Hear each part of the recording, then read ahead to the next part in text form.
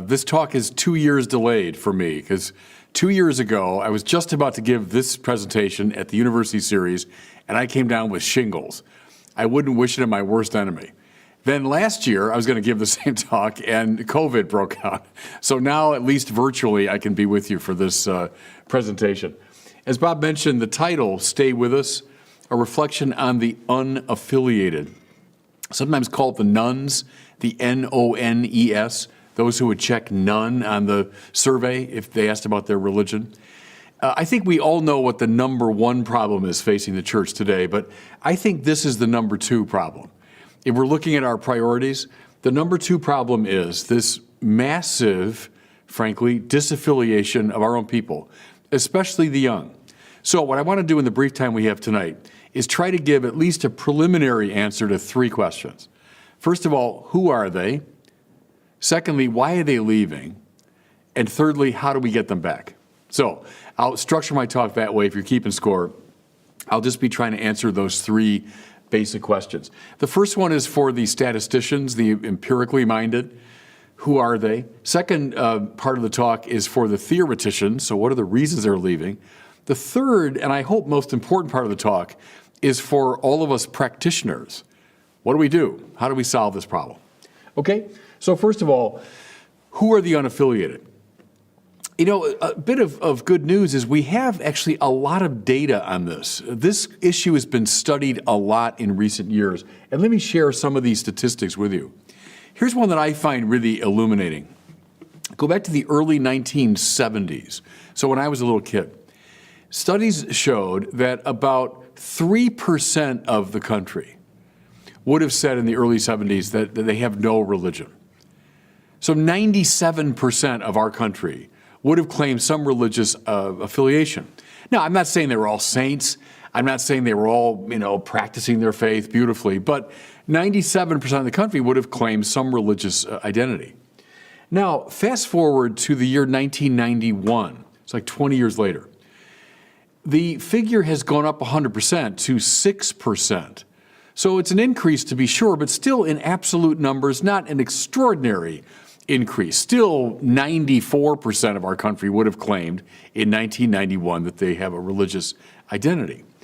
But then go from 91 until today, and you see an extraordinary increase. Today, the figure is 26%.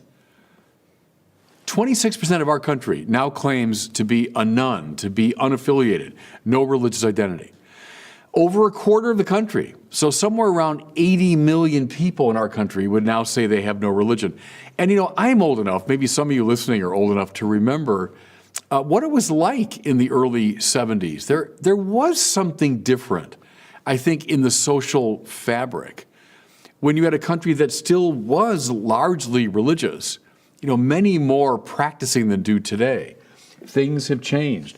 And then when you look at younger people, the numbers get even more disturbing. Look now at people under 30, that number rises from 26% to 40%. 40% of Americans under 30 would now claim no religion. And, dare I say it, looking at young Catholics, it gets worse still. Catholics 30 and younger, the number rises to 50%. Now, let that sink in a little bit, everybody. So we're all committed to the Catholic Church and Catholic education and sacraments and everything. Fully 1/2 of young Catholics have now disaffiliated. Not encouraging number. Here's a stat that stays in my mind. It's quite telling. For every one person today joining the Catholic Church, 6 are leaving. And by the way, that's the worst ratio of all the major religions. So think of, as you see people with great joy coming to the church at Easter time. For every one that joins, roughly 6 are leaving. Another disturbing statistic, read the work of Jean Twenge. She's a sociologist at the University of San Diego. Wrote a really interesting book called iGen, meaning the generation that's raised on iPads and iPhones, right? The youngest set. She has a chapter on religion, and it's worth reading because she says there was an old nostrum that said, well, sure, a lot of young people disaffiliate from, official religion, but they remain spiritual, meaning, belief in God, belief in an afterlife, belief in, fundamental objective morality, etc. She's showing, and I'm not surprised, that nostrum is now exposed as false, because the longer people stay away from institutional and formal religion, the less connected to the spiritual they are. So they're both less religious and less spiritual. Here's just one more. Read Christian Smith from the University of Notre Dame. He's one of the most, I think, insightful commenters on this whole situation.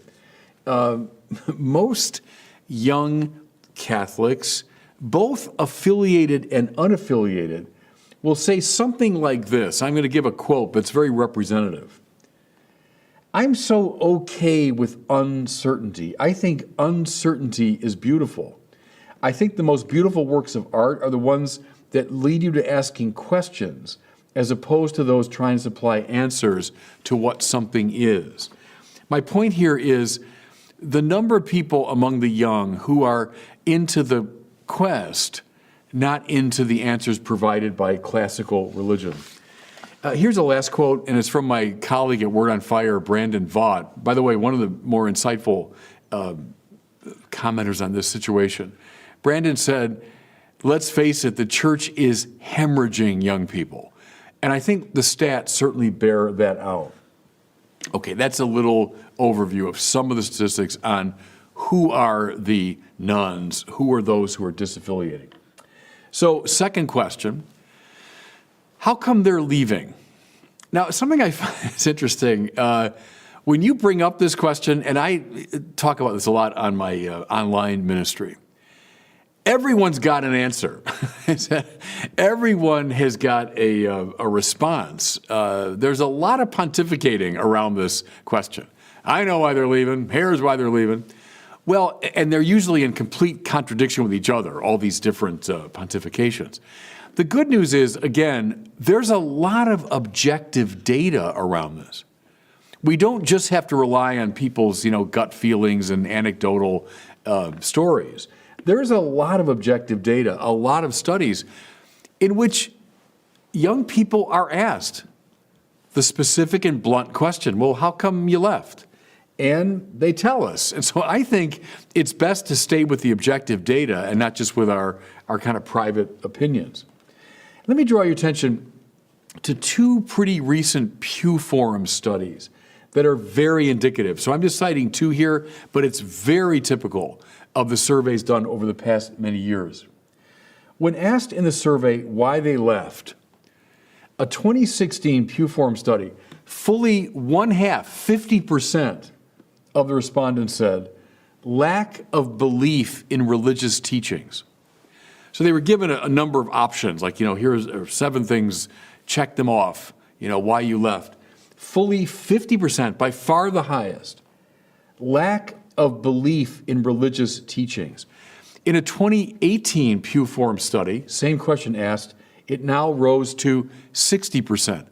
Checked off, I just don't believe the teachings of the religion. Here's a first observation, everybody. I find when talking about this issue, almost everybody reaches for a kind of behavioral explanation. I think young people leave because they were, mistreated. They had a bad experience at Mass. Maybe they're leaving because of the sex abuse scandals and all that. And indeed, I'll get there. They do figure in these surveys. But clearly, across many years now, the number one reason given is a more intellectual reason. They just are not getting their questions answered. They just don't believe what religion is teaching. And this comes through in all the surveys. It's often tightly correlated to the conflict between religion and science. See, because in the minds of many young people today, science, the physical sciences, the hard sciences, that's the model of real knowledge. Well, religion seems out of step with science, and if there's a conflict, guess which one's going to win in the minds of young people? So the irrationality of religion, at least in their minds, is a major reason. Here's something from Christian Smith, again, the Notre Dame researcher. He said 59% of the young disaffiliated that he studied agree with the statement that religion and science are in conflict with each other. Again, in their minds, which one's going to win? Trust me, it's not going to be religion. We'll get there when I start talking about how to address this thing, but should be, I think, uppermost in our minds. Our young people are having a hard time getting their minds around religion, and science and religion conflict is one of the issues. Here's just a quote from some of Christian Smith's research. This is from a young disaffiliated person. Now I wonder if God even exists. I mean, I believe God was once used to explain phenomena which are now explained by science. That's a young man. Here's now one from a young woman. In all honesty, I feel religion is a somewhat outdated notion. And now that we have such scientific advances, we no longer need a higher being to explain how we came to be. I now put my faith in science. Again, a very, very typical among young people. Okay, another reason why they disaffiliate, religion in the minds of the young seems to be associated with violence. Now keep in mind, we're living in the, post 9/11 period. 9/11 stirred up a very old argument coming up out of the Enlightenment. Namely, since religion is irrational, the only way religious people can adjudicate their disputes is through violence. I mean, is that a fair assessment of all of religion? Of course not. But it gets deep into people's minds, especially in the wake of something like 9/11. By the way, it's no accident that the new atheists, think of Hitchens and Dawkins and Sam Harris, who, by the way, have had a massive impact on young people. I hear their rhetoric all the time. The new atheist emerged, it's no accident, right in the wake of 9/11, because it stirred up this old idea about religion and violence. Here's a third reason for disaffiliation. The conflict between the claims of religion and what I call the culture of self-invention. The culture of self-invention. Now, you know what this means. All you got to do is watch the news, listen to music, go to any movie, talk to most young people, because it's the default position, I think, of most high school students and college students in America.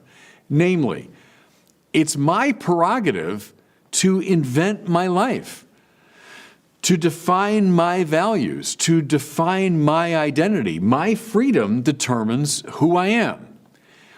Which, is a very practical translation of Jean-Paul Sartre's existentialism. When Sartre defined existentialism, he said, well, it's the view that existence precedes essence. For him, that meant my freedom comes first, and then my freedom determines who I am. Existence precedes essence. Sounds like highfalutin, French philosophy. Well, it was in 1947. Now it's the default position of most young people. The culture of self-invention. Well, it does stand athwart religion, which makes very objective claims about what's true and what's morally right. And that sets up a conflict with young people. Now, as I mentioned, you do indeed find in these surveys references to, I was treated poorly by church, ministers or by priests or by parishioners. Here's one that kind of broke my heart, I remember when I first read it. Someone said, I left my Catholic church and no one ever called me, no one ever inquired how I was doing, no one from the church ever reached out to say, hey, we haven't seen you. So you do indeed hear that a lack of welcome in the community, being treated poorly. And then indeed, I'm not trying to under stress this. It's just not the number one reason by any means, but it's there. The scandals. Almost my whole priesthood's been under the shadow of the sex abuse scandals. So I know all about that. And young people, they know all about that. It's gotten deep into their minds and hearts, and that is indeed a block, no question about it. I mean, I've referred to the sex abuse scandal as the devil's masterpiece because it's undermined the church in practically every way, including this, including our capacity to reach out and engage young people. So that is indeed a reason. And then finally, I'll say this, survey after survey, the church's teaching on matters sexual is a block for a lot of those who have disaffiliated. Now, if you look at older disaffiliated Catholics, it's almost always the issue of divorce and remarriage. It's interesting to me, the synod that produced Amoris Laetitia, 2016, I guess that was, the issue of divorce and remarriage and communion and so on, that's very much the sort of prime sexual concern of an older generation of Catholics, Pope Francis' generation. Now, as you get younger, what comes into focus is the question of gays, that the church is at least seems to be cruel and exclusive toward gay people. Now, get even younger, get down to the iGen generation, it becomes the issue of transgenderism. So that's true. As you look at these surveys, people will say the church's attitude toward human sexuality is unrealistic, or it's exclusive, or it's cruel. So those are indeed present. Okay, so we know statistically, who the disaffiliated are. We know their numbers. And we can tell from these surveys, I've just gone through a few of them, but some of the main reasons why they've chosen to disaffiliate. I think as we push forward in different ways, it's just wise to be aware of these objective data so we don't just go on our kind of gut feelings about it. Okay, I went a little bit quickly through those first two questions because I think this last one is the most important, and I want to spend the most time with it. Namely, how do we get them back? Or if I might suggest, this thing cuts in both directions. How do we get them back, but also how do we prevent them from becoming nuns in the first place? Right? How do we interrupt this tendency toward disaffiliation? So all the answers here are meant to cut in really both those directions. And maybe, I say this now as a pastor, it's that second one that's maybe more important. How do we keep young people from wandering away from us? Okay, so I'm going to suggest 5 things. There are many more things we could say, but I'll just suggest 5. And these 2, mind you, are based on a lot of statistical surveys. As you listen to young people and say, well, what do you remember fondly? Or what would bring you back? It'll be reflected now in some of the answers I give here. Here's the first one. Get young people involved in the works of justice. Get young people involved in the works of justice. So, as I said, there's a lot of hesitation when it comes to the church's sexual teaching. I am not arguing that we should jettison our sexual teaching, not at all. But I don't think when trying to reach out to the disaffiliated, it's wise to begin with the sexual teaching. It's what they find problematic. But they will say in survey after survey, what I remember fondly or what I feel passionately about is the church's commitment to social justice. They find that very attractive. Well, it's a great part of our Catholic tradition. We have a beautiful tradition around doing the works of justice, stretching all the way back to the first years of the church's life, when precisely by its moral profile it stood out against the environing culture. How these Christians love one another. Tertullian's famous line, reporting what the pagans were saying. The fact that Christians wouldn't expose their infant children on the mountainside if they were unwanted. The fact that Christians included the poor and the hungry and the homeless. That was a deeply attractive evangelical element from the earliest centuries. And then look at this litany we have, this cloud of witnesses. Dorothy Day, Thomas Merton, Jacques Maritain, Reynold Hillenbrand, Mother Teresa of Calcutta, Rose Hawthorne. Not to mention Francis of Assisi, Vincent de Paul, Peter Claver, Martin de Porres, Bartolomé de las Casas.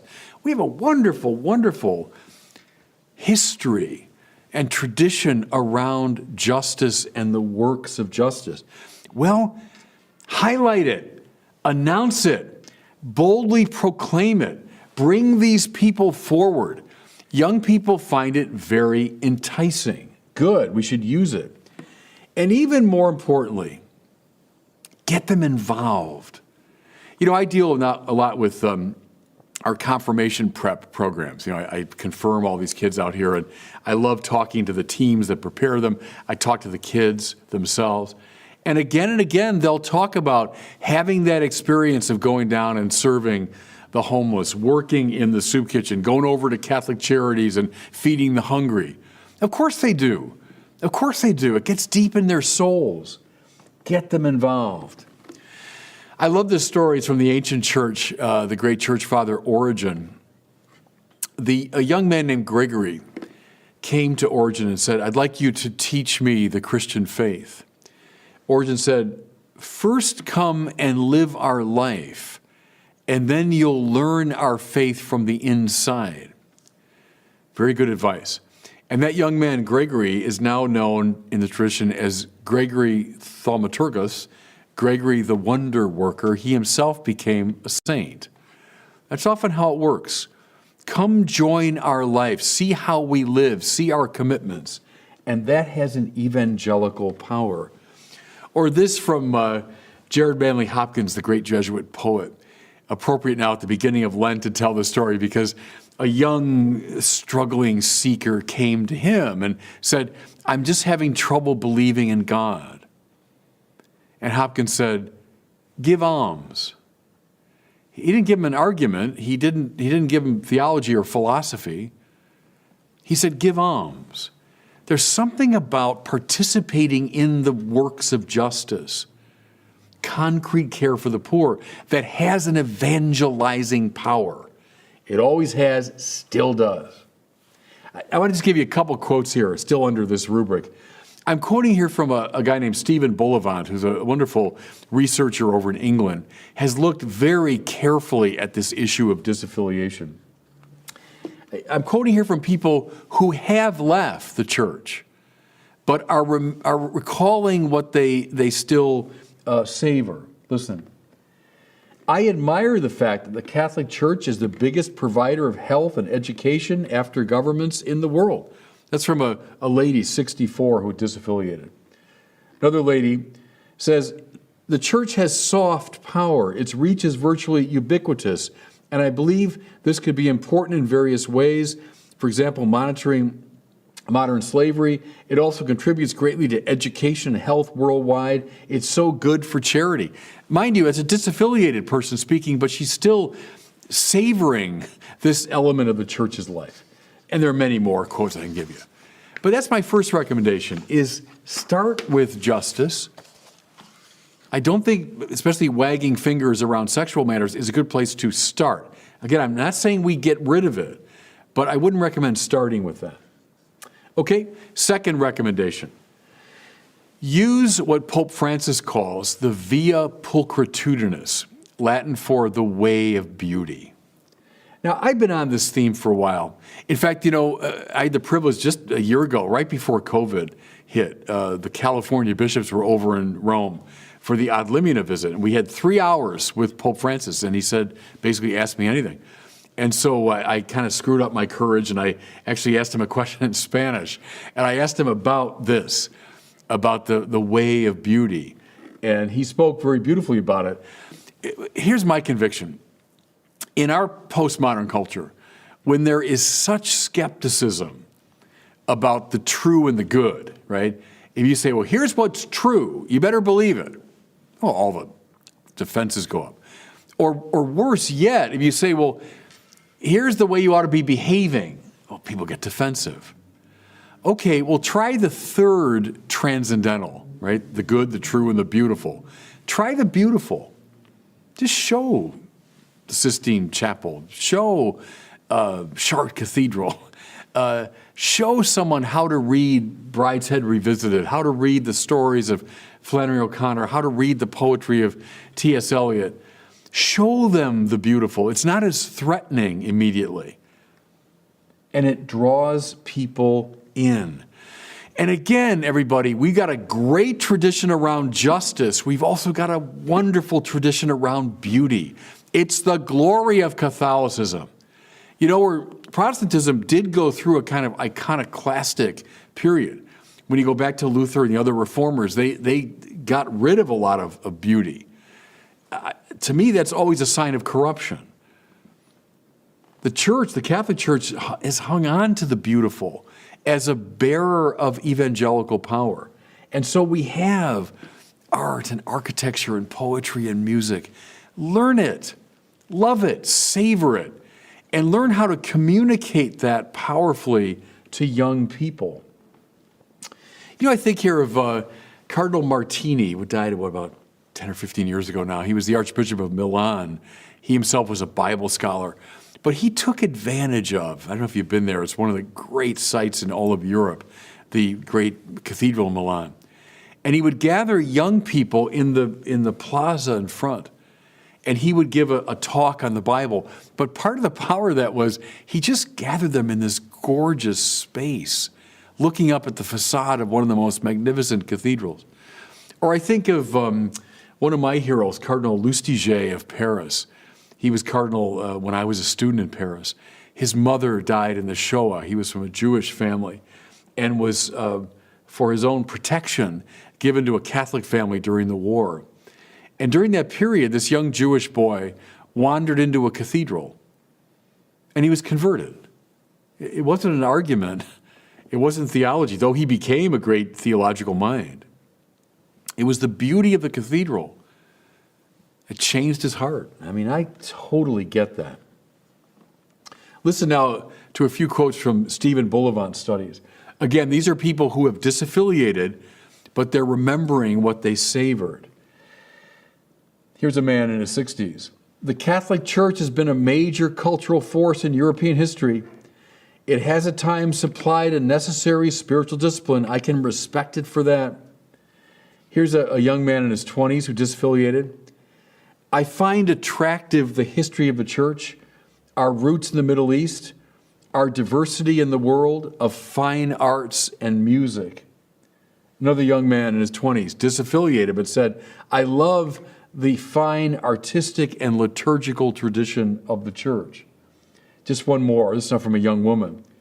I love Catholic theology, liturgy, devotion, art, and music. Mind you, she's left the church, but she's still, it's like echoing in her soul, the beauty of the church. Use it, learn it, share it, know how to read these great texts, know how to read a great cathedral. I think our young people will be enthralled by the beauty of our church. Okay, third recommendation. So justice, beauty. And the third one, you probably can guess this from if you've been following my work at all over the years, if you paid attention to what I said is clearly the number one reason why young people are disaffiliating, clearly number one, I don't believe these teachings, science and religion, all that. So my third recommendation is stop dumbing down our faith.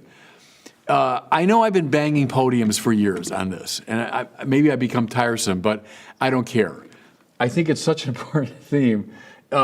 Intellectual objections are paramount in the minds of young nuns, of those who are disaffiliating. They're not getting their questions answered. And they are being evangelized very effectively by atheists in our culture who are giving them arguments. They're not hugging them into atheism, they're arguing them into atheism. And we've got this brilliantly illuminating intellectual tradition. But I'm not blaming Vatican II. Vatican II is produced by the smartest people in the 20th century, Catholicism. But in the wake of the council, we entered into a program of dumbing down the faith. And you know it. You know it. We now had about 2-3 generations. In the name, I guess, of relevance or whatever, we dumbed down the faith. We de-emphasize the intellectual dimension. And it has been a pastoral disaster. And you can see it, everybody, in the armies of the disaffiliated who claim that they do not have intellectual reasons for believing our faith. I'm not reducing everything to the mind. You just heard me talk about justice and beauty. So I'm not saying it's all about apologetics or about arguments, but by God, it is about intellectualism, at least to a strong degree.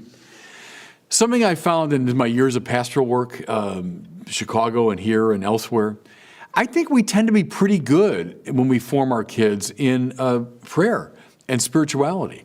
I think we tend to be pretty good when it comes to the works of justice and getting them, aware of the needs of the poor. All terrific. But I don't think we're particularly good at the intellectual dimension. And it shows in the disaffiliation of many of our young people. I'm blaming all of us. Bishops, priests, catechists, teachers, all of us, I think, have to bear some of this responsibility. And we all got to collectively pick up our game. Now, here's some good news on this front. Precisely because of the new atheists, there's been a sort of renaissance in Catholic apologetics. There's a lot of good material now, both in book form and video form, a lot in social media, on the internet, that will help us answer the questions that people have. So take advantage of it. Learn it. I can give you good recommendations, teachers out there and catechists, to help your kids deal with the objections that come from the wider culture. So that's some good news. But, I think we so underestimate what our young people are capable of. I've told this story a number of times, so if you've heard it, I apologize. But this is many years ago now when my niece was starting her senior year in high school at a well-known Catholic high school outside Chicago. And my brother said, well, there's her books on the table. So I went over and she had Virgil in Latin for her Latin class. She had Shakespeare, they're reading Hamlet, I think it was, for English class. She had Einstein or some complex, physicist for science class.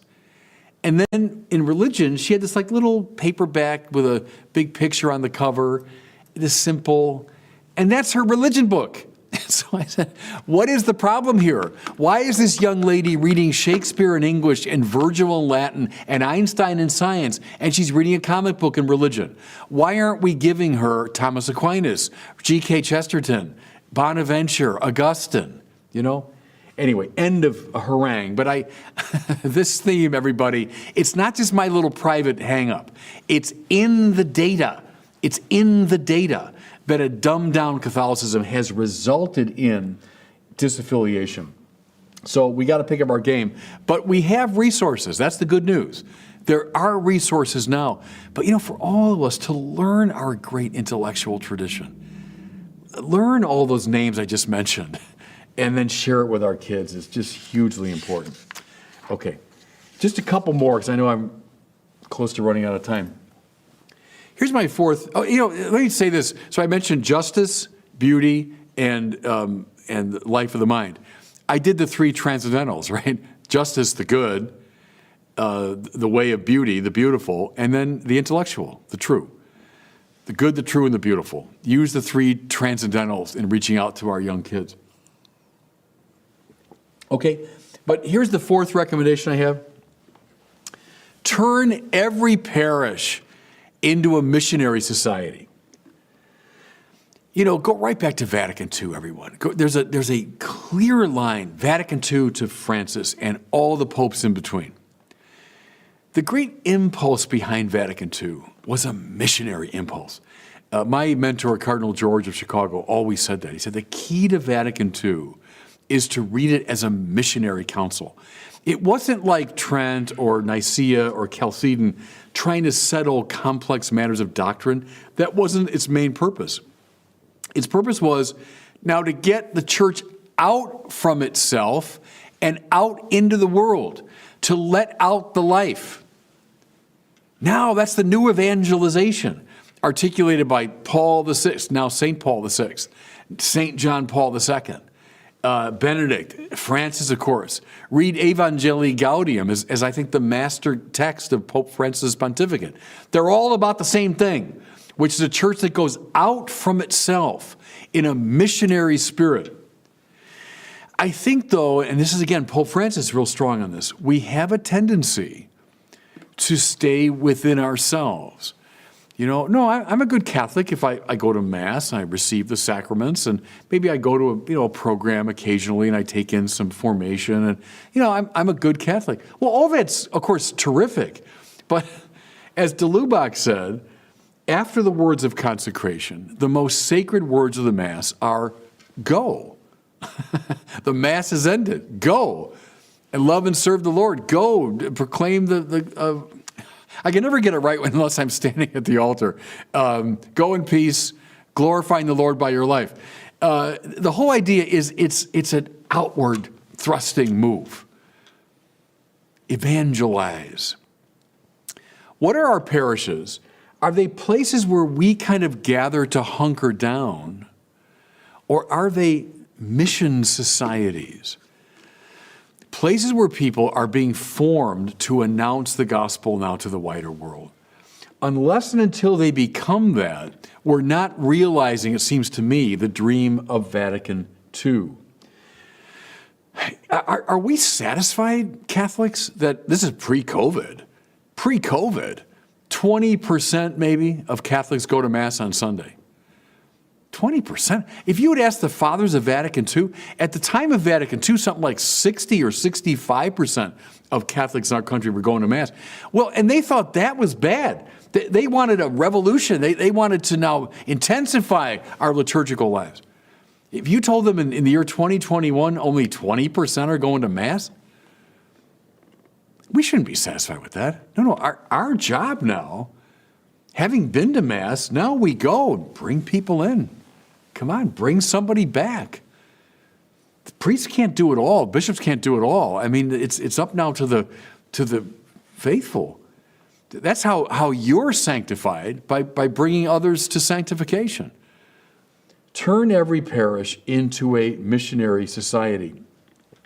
The great megachurch Protestant, Rick Warren, whom I met a couple years ago out here in California. And I'd read him before, but I'd never met him and enjoyed talking to him. And one thing he told me that stayed in my mind was, he said, everyone knows me as, friendly Pastor Rick. I got my Hawaiian shirt, I'm not putting on any airs. And he said, all that's designed to bring people in. He wants to attract them to his church. Good. But they said, what people don't realize is, once they're in, I make demands on them. He said, they got to go through a whole discipleship training program. If they don't, they're out. Once they've been trained as disciples, now they're sent on mission. They don't want to go on mission, they're out. In other words, he's demanding that they now become trained missionaries. I just wonder how many of us Catholics think along those lines, because we should. We should. That's the Vatican II vision. Having been sanctified, having been Christified at Mass, now go and Christify the world. I like that line that says, when you walk out the door of any church in the United States, you have entered mission country.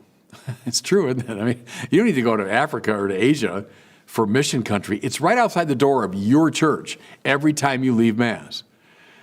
Do we see our parishes as training centers precisely for evangelists, missionaries, and disciples? Now, again, we could do a whole talk on that. That would be a good focus for another 45-minute talk. What would that look like? But start thinking about it. You and the pastor together, you and your friends in the parish, start thinking about that. What would that look like if we were a missionary society?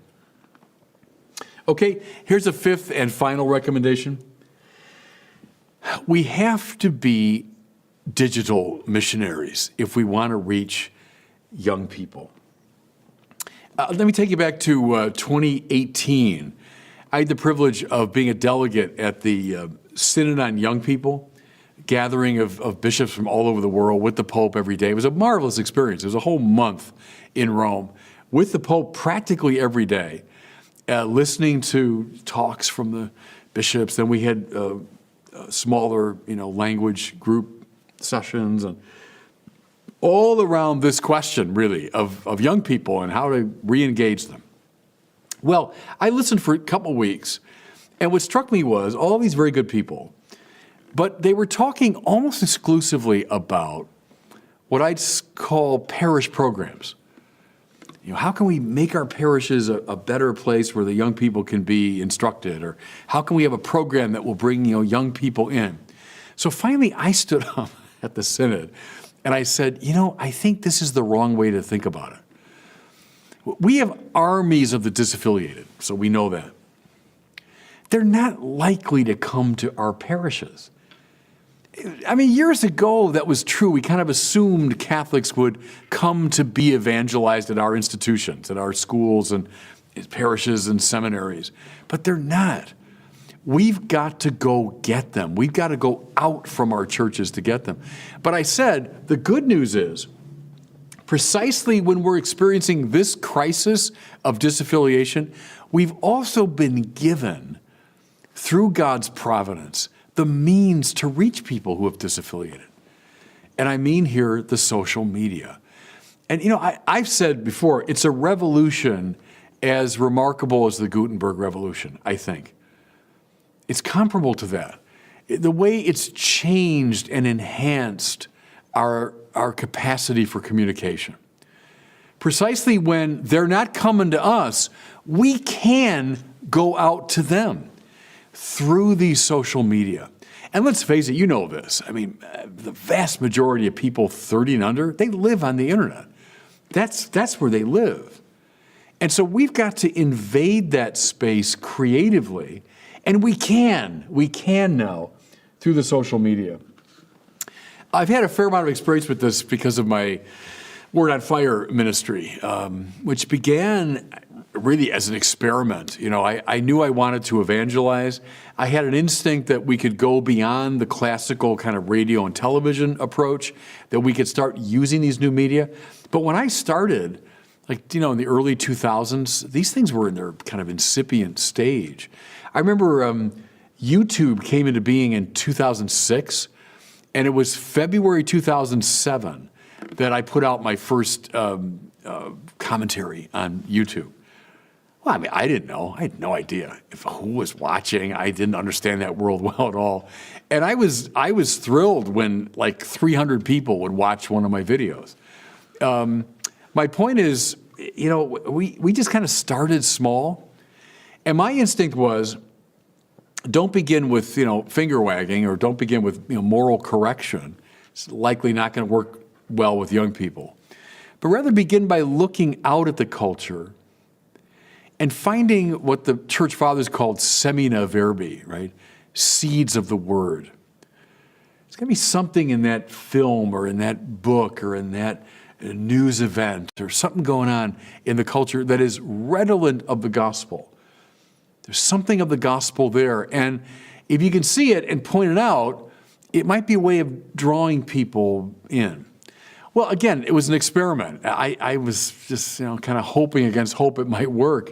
And the amazing thing is, I think it has, over the years, had that effect. I got, so many stories I could tell about people that, look, Father, Bishop, I was an atheist, I'm an agnostic, I would never think of coming to church, but I stumbled on your video.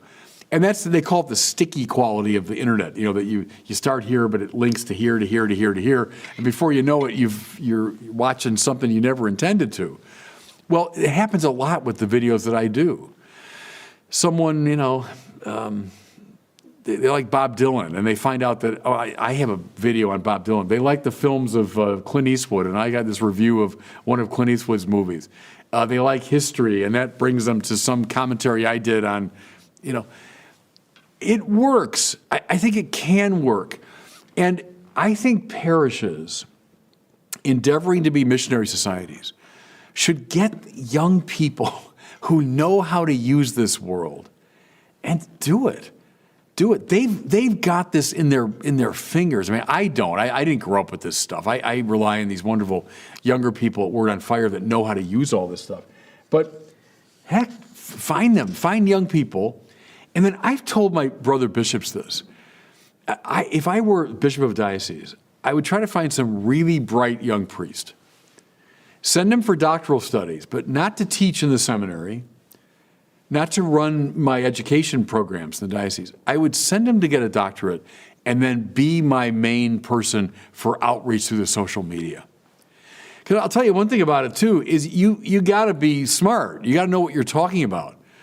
You can't just say, well, I'm full of goodwill and I want to reach out through the social media. Yeah, but you're going to meet all kinds of questions and issues and objections, and you got to be grounded in the great tradition to respond. Let me give you one example of this. I don't know if you know about this website called Reddit, Reddit. I brought it up at the Youth Synod, I remember, and I brought it up at the USCCB meetings, and some of the older bishops were like, what is he talking about? Well, Reddit is like a forum, for discussion of issues. You bring up different matters, everyone jumps on and shares their opinion. It's kind of, rough and tumble. That's one thing, if you want to get involved in the internet world, you got to have some thick skin. People don't just play around on the internet. I mean, there's some pretty harsh language being used.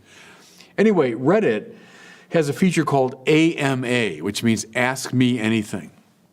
So I heard about this from one of my Word on Fire people, and he said, why don't you go on and try it?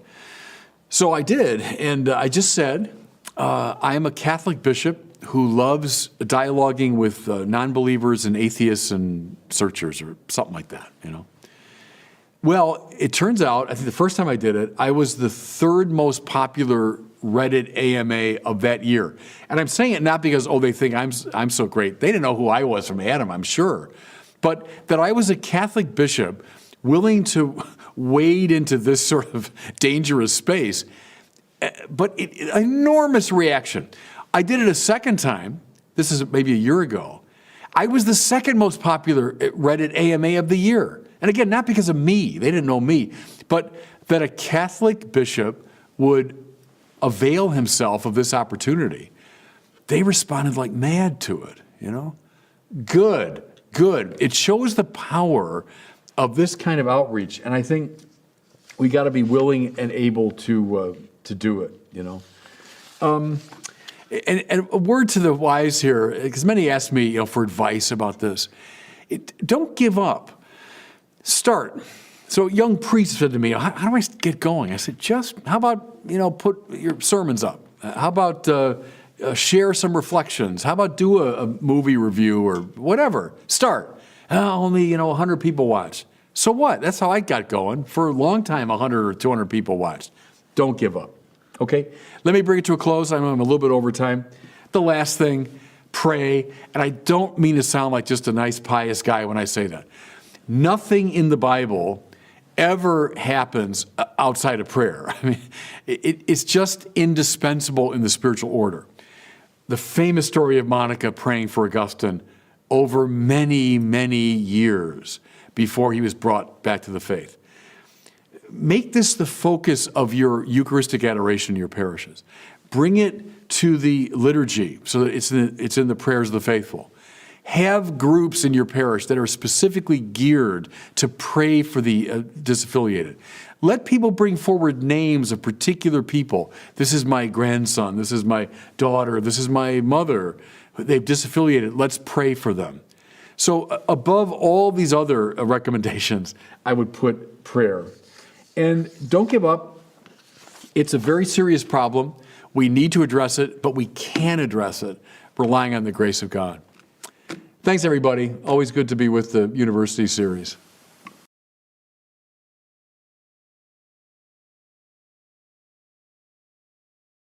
Thank you, Bishop Barron. We have a few questions from the audience for you. Going back to the data and the list of reasons why young people are leaving Catholicism, where on that list is the item of all male clergy? I must say it doesn't come up that much. The ones I mentioned, I think, are the dominant ones. Certainly you hear concerns about, women priests, et cetera, generally speaking. But I must say, in my years of looking at this particular set of data, I don't see that as a major reason for disaffiliation. People will be upset with the institutional church. Usually it means the scandals or it means our sexual teaching. But I don't really see that particular issue in regard to this question. All right, another question then. Please. The nuns are attracted to social justice. Is there a link, you think, an explanation for the increase in attitudes against abortion as part of that? Yeah, I would certainly see it as a justice issue, and if the church presents it that way, which I think we do, I think it would make perfect sense that the commitment to ending abortion is just part of our social justice outreach. On the subject of beauty, you mentioned that we have these beautiful churches of the past, the cathedrals. So why are we today building churches that have no style or any kind of art, and they look like poor first-grade attempts? Yeah, it's a big issue you're bringing up there. I'm somewhat sympathetic with you. I'm not a big fan of Bauhaus modernism, and we did in the years I was coming of age, like in the 70s and 80s, we built a lot of churches in that style. And I don't think that style bears the weight of Revelation very well. You look back at, whether it's a Basilica style, Romanesque style, Gothic style, let's say a Victorian Gothic, different forms that I think are able to bear the weight of Revelation better. Now, it's not to say that there's nothing in contemporary, architecture that can do that. I think there are. But I think we got to be sensitive to that issue. It's not like just trying to be trendy and stay up with the times. The church in its art is trying to express its own life in plastic form. And certain forms of architecture bear that better than others, I would say. But if you want details, read someone like Dennis McNamara, who does a lot of work on theology and architecture. But I'm somewhat sympathetic with the concern because there was a tendency when I was a young man to mute the beautiful. And I think it was a somewhat Protestantizing tendency because that is in the Protestant reformers. So they wanted to mute the beautiful. And we were imitating that in a way in the years after the council, and that wasn't helpful. But that's a big topic for a whole other talk. Absolutely. As part of the objections of the nuns that science answers everything, do you have any ideas, any thoughts on how to integrate Catholicism with science? Yeah, good. In fact, I'm developing a paper right now on that, and I think it's a hugely important issue. Here's a first observation. I think it's important always to ask meta questions because they get us closer to religion. So someone's a scientist, right? They're a physicist, a chemist, they're a astronomer, whatever. And they are so caught up in the wonders of that science, how much it can know. Well, ask the meta question, namely, why should the world be intelligible at all?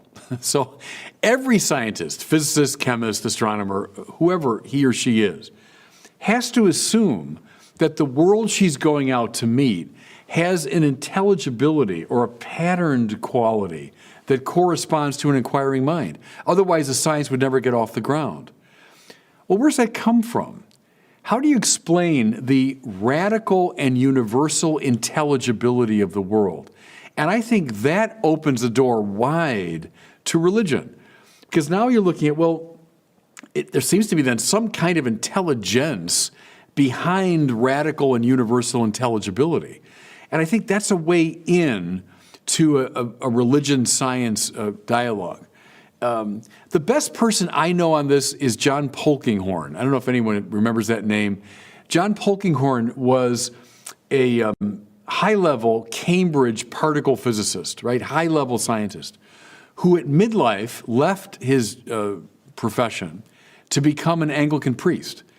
And he's ordained an Anglican priest and then did wonderful work reconciling science and religion. Science at the highest level, particle physics, all that stuff, quantum mechanics, and linking it to religion. So read him. But one of his observations is the one I just made. about radical and universal intelligibility. That's just one suggestion. Thank you. Apparently, you have a great baseball analogy for how to teach the beauty of our faith. Could you share that, please? I've used baseball in different ways. It might be, I think what they mean is if you're teaching baseball to kids, what you would never do is begin with the infield fly rule. The infield fly rule is a very particular technical rule of baseball. It's a good rule, by the way. If you understand the infield fly rule, it's good. It makes the game better. But you wouldn't dream of beginning with that, right? You begin when I was learning baseball as a little kid, our coaches had us get down, I remember, on our knees and feel the infield and smell the grass. They wanted us to get, and then they put the moves of the game in our bodies. I mean, they taught us the basic stances, and I still could stand to the plate, in the way that they taught me to.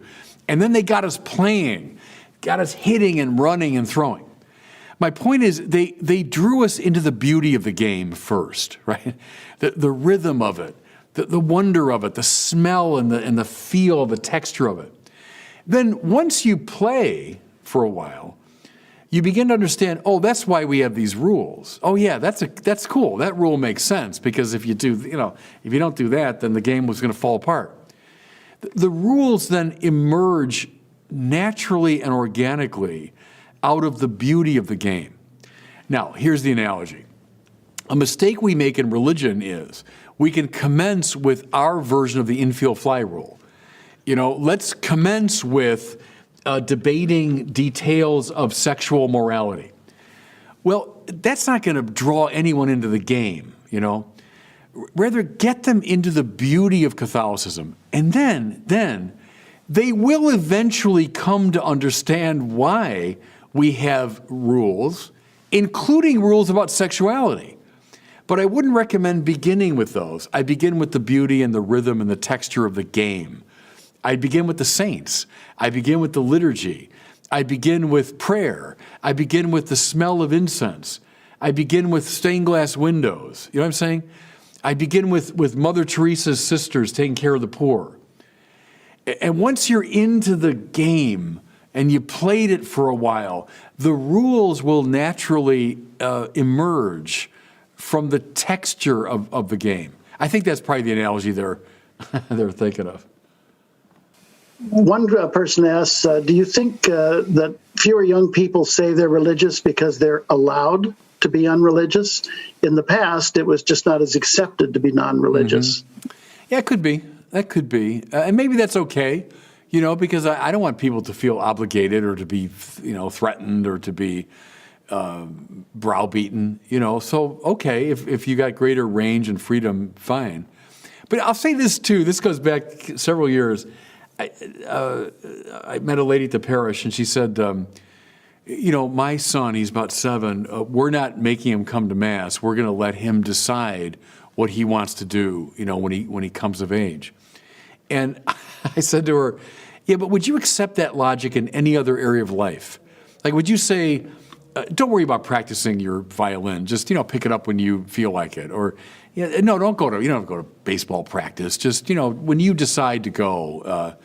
No, I mean, we compel young people to do all kinds of things because we know that's a way it's going to enhance their lives. And if we leave everything up to freedom, we'd never experience much. We'd settle for a very low level of attainment. So I'm skeptical of it's a hyper-modern, the stress on freedom, freedom, freedom, freedom. I mean, freedom's overrated in that way. Some of the best things in my life came because I didn't have freedom. I was told to do something. And then it got into me in such a way that it made an experience possible that otherwise I wouldn't have had. So that's a little editorial on the side about too much freedom. And speaking of freedoms and intellectual freedom in colleges, one attendee observes there's a problem in the Catholic universities. Our children go in Catholic and leave non-Catholic. Yep. They're taught values that do not align with the church teachings, especially in liberal arts and social sciences. Is this a problem? Yes, yes, yes. And I'm getting too old to prevaricate on this. It is a very serious problem, and it's statistically backed up over and over again. The number of Catholics that come into Catholic universities and they disaffiliate, they lose their faith. Now, I'm not doing some blanket condemnation of all Catholic universities, but there is a disturbing statistical indication that this is true. And too many of the Catholic universities have allowed their Catholic identity to evanesce. And they've adopted much more of a secular model of education. And that's, what's the point? My thing is, we already got Princeton, and we already got Yale and Harvard. We don't need more of those. We need truly Catholic universities that honor our own intellectual tradition. And it should bother us big time that way too many Catholics are losing their faith, even at the Catholic universities. So, yeah, that's a problem. And I have another question from someone that she and her husband have 3 young children. They check all the boxes for church attendance, parochial school, etc., and yet they're having serious difficulty having their children baptized. They can't find people to serve as godparents because they can't get a letter from their church saying that they attend regularly. The majority of their close family and friends have left the church over the last decade. Yeah. So, yeah, I get that. Why this barrier to baptism for their children? Yeah, no, I get that. I don't have a good answer. I have to really sit down and talk to them. But I do understand that dilemma, is we're looking for godparents and looking for people to guide our young people into the faith. And that generation has become, not exclusively, but to a large degree, disaffiliated. So I get the frustration. I'm not sure I've got a really good answer to that one. I can share some of those details with you after. In the meantime, others are asking, are there any written course materials, any information that would be good leave-behinds for this, things to study further? Get this book. I mentioned Brandon Vaught earlier from Word on Fire. He's got a book called Return, and we just did a reissue of it. And it's all about this issue. It's written for parents and grandparents to try to bring young people back. And it's full of a lot of practical advice. I would read Christian Smith to understand the phenomenon of disaffiliation. But Brandon might be helpful to, for like practical, concrete tips of how to bring people back and re-engage them.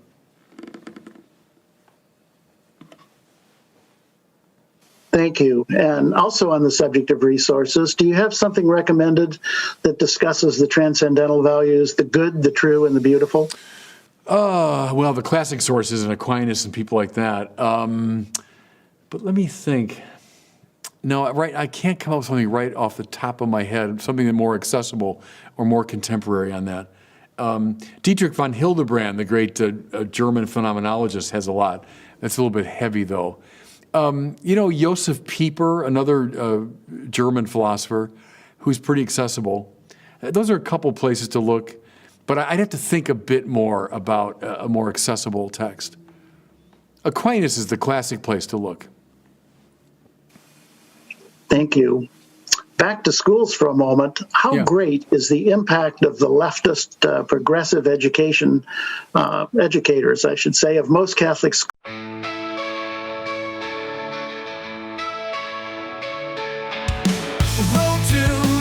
They say, but we're alive today, chasing dreams we fly into the night sky. Lights flash, blind our sight, we race into the light. Hearts beat, thunder loud, we're lost in the crowd. We ride the road to glory.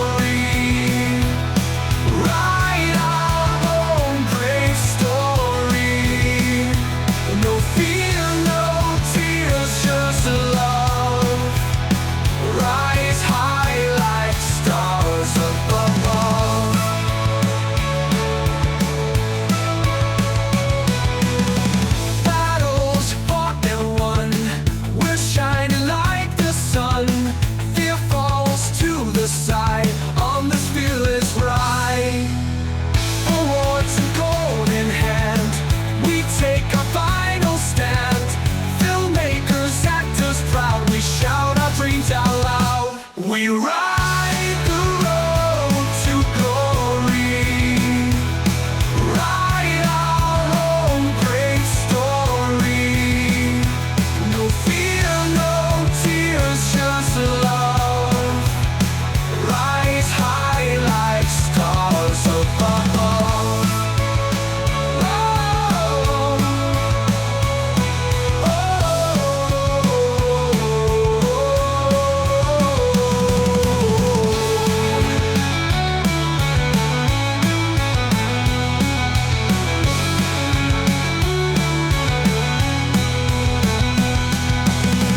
Battles fought and won, we're shining like the sun. Fear falls to the side on this fearless ride. Awards in gold in hand, we take our final stand. Filmmakers, actors proud, we shout our dreams out loud. We ride the road to glory, ride our. And is there a way that we can communicate to all Catholics, and especially the LGBTQ, that we love and respect them, even though we don't necessarily agree with their choices? Yeah, and we have to do it all the time. I mean, that's the basic stance we should always be in, without exception. So, how we do that, that's a good question. And I think that's a question of prudential judgment. What are the best ways to communicate the church's care and concern and love? But absolutely, we have to do that. And related to evangelization, how do you think COVID is affecting evangelism? And how can we get ahead of the restrictions? Yeah, it's affecting it poorly, obviously. And one of my big worries, and I've been every meeting I've had in the Archdiocese by Zoom, I've brought this up. We were already in trouble before COVID in terms of disaffiliation. We were already in trouble with only 20% coming to Mass. Now we've had a year where people have been kind of in the practice of not going to Mass. So that worries me a lot. And I think we've got to be very proactive. My own feeling now, we should, as an archdiocese, be very proactive about getting our people to come back. I've been encouraging everyone that's still coming to our restricted, COVID Masses, make sure you're a missionary, that when we can open the doors again definitively, you bring one or two people back with you. So it's affected us negatively for sure, and we've got to be proactive missionaries in bringing people back. And the second part of that again, Bob, was what? It was a second. I can't hear you. Sorry, I'm still on mute. Just getting ahead of the restrictions, and I think you touched on that already with the electronic media, the social media, the Zooms. Yeah, and please God, this will be over. I mean, sometime soon. I've been saying that for months, but with the vaccines, I hope. Now in all of our counties here in LA, we can at least get a quarter of our people inside church, so that's a good thing. Up in my, our region here, we've not been able to do that for the past several months. So, we'll keep pressing, and I hope in a few months we'll be back. Amen. And you mentioned, by way of social media, Reddit. Are there other online forums where we would be likely to meet young people with questions? Well, let's see. I was sort of encouraging parishes to do it themselves. Is you set up a forum, and it's easy as what I did on Reddit, which is, I am a Catholic priest, eager to dialogue with anyone's got a question, or, are there atheists there that would like to ask me a question? And believe me, they'll come out of the woodwork. I think you'd be very surprised that you'll attract people to it. Or, here's my sermon, or here's a review of a movie, or here's this book I'm reading, or, so I think priests and ministers in the parishes should do it. And if you don't know how to use the technology, get someone 20 or younger to teach you, and just do it. Launch out, duc and altum, go out into the depths. And speaking of depths, where can we go to educate ourselves so that we don't dumb down our faith? Yeah, as I say, a lot of resources available now. At the risk of self-promotion, Word on Fire is all about that. We're bringing out material both in film and in book constantly. So go on the Word on Fire site and you'll find all kinds of materials. But there are a lot of good apologetic sources today that are engaging the new atheists. A guy I really like is William Lane Craig, the evangelical philosopher who has debated Hitchens and Dawkins and all the top atheists. He's got some wonderful material. Now, I don't agree with him on every issue, but he's very good, I think, at engaging the atheists. I was just on a program. It's called Unbelievable. It's based in England, and it's hosted by an evangelical Protestant, but he always has a believer and a non-believer on his program. So I was on. It'll air, I think, in April, but I recorded it a couple weeks ago with this young kid. He's from Oxford, super bright, Catholic, of course, who's lost his faith and is now a militant atheist. So I was on with him, and we had a 2-hour debate. My point there is there's a lot of sites out there now that go into this whole issue of atheism and belief. Thank you. What kind of activities can the church do to get young kids 10 and over in that age group involved in our faith in addition to just CCD classes? Yeah, well, I don't know about the real little kids, but I mentioned the works of justice stuff is get them in trips to Appalachia, or get them working with the homeless, get them helping in soup kitchens, get them with Catholic charities. I think young people respond to that very powerfully. We have these retreats, of course, out in our region that young people, I think, find attractive. So that kind of experience, the justice business, then the prayer. And I think these lively discussions about the issues of life and death and meaning and God and science.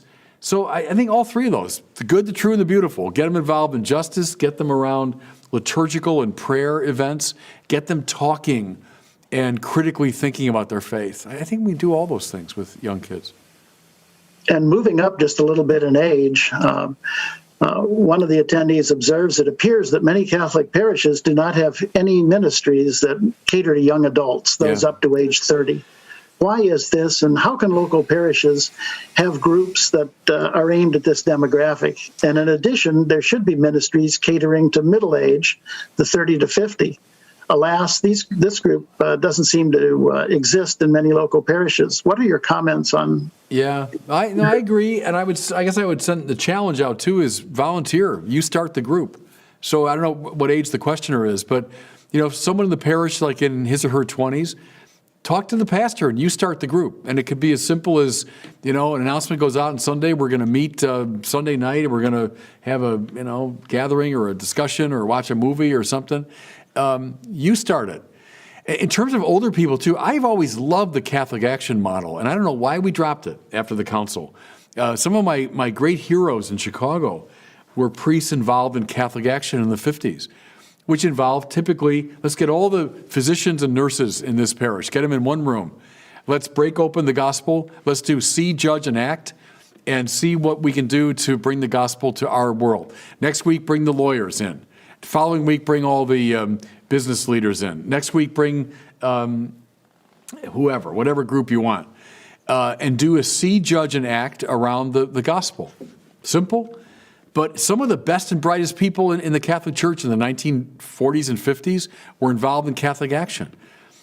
I revive it for people in middle age who are now in the full flight of their careers. Good. Let's get them talking about the faith. I knew a group in Chicago, all very high-powered people at a kind of a wealthy parish in the city.